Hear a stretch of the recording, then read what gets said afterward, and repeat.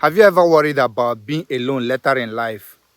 It's a common fear and for good reason. Many older adults struggle with social isolation, which can take a toll on both mental and physical health.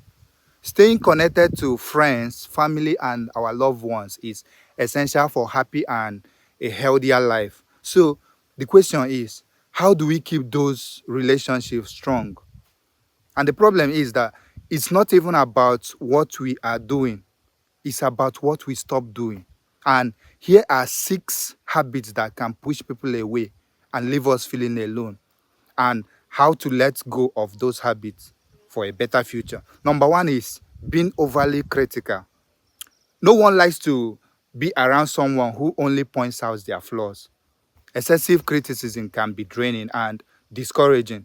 It causes us to lose friends and our family. It makes our family to distance themselves from us.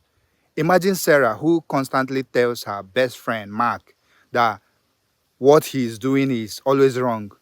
If he gets a promotion, she will say, "You could have done better." Eventually, Mark stopped sharing his successes and even pulled away from the friendship. When Sarah realizes this, it was already too late. Her constant critics has made him feel unworthy. The point is, always aim to notice what people do well and celebrate their strength instead of focusing on their mistake. Encouragement builds connection. The number two is neglecting relationship. I know sometimes life gets busy and it's easy to get wrapped up in works or personal goals. But when we ignore people who matters in our life, we risk losing them. Example, Mark was so focused on his career that he didn't see his mom for months. One day, he learned that she was in hospital, but didn't tell him because she didn't want to bother him. This shake Mark and he realizes he must make more time for the people he loves. Make regular time for friends and family. A quick call or visit could mean the world to them, showing them that they are priorities in your life. Number three is lacking empathy. Empathy means putting others in our shoe or putting ourselves in the shoe of others. Without it, we risk losing people. Let's assume the story of Jessica.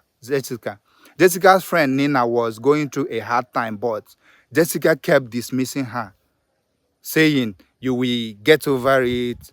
So when Nina got frustrated, she started confiding in someone else instead of Jessica. Jessica realized that by ignoring Nina's pain, she lost a close friend. So try to listen and understand others' feelings. Show you care by being there and validating their emotion. Number four is holding on to grudges.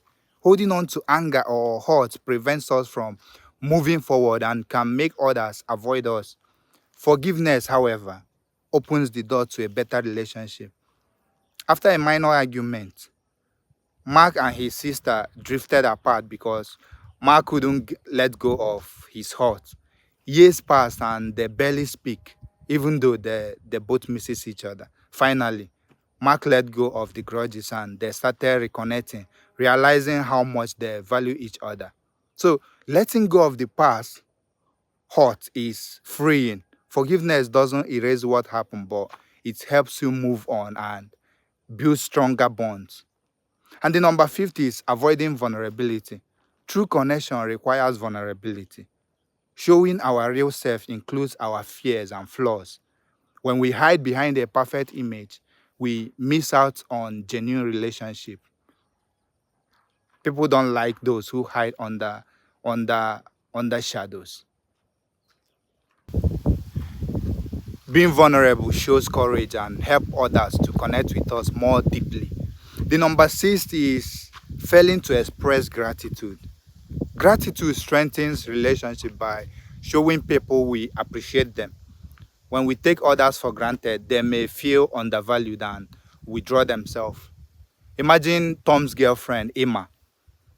Always, okay, Tom's girlfriend, Emma, always did small things to show she cared, like making his favorite coffee, but Tom rarely thanked her, assuming she knew he appreciated it. Eventually, Emma started to feel taken for granted, and Tom realizes that a simple thank you could make all the difference. So make gratitude a habit. A quick thank you can make people feel valued and deepen your connection with them. And here is my final thought. It's all about connection. Social connection are more than just nice to have. They are essential for a fulfilling life. If you recognize any of these habits in yourself, you have to remember that change is always possible. Letting go of behaviors that isolate us can lead to stronger, healthier relationship that enriches our life.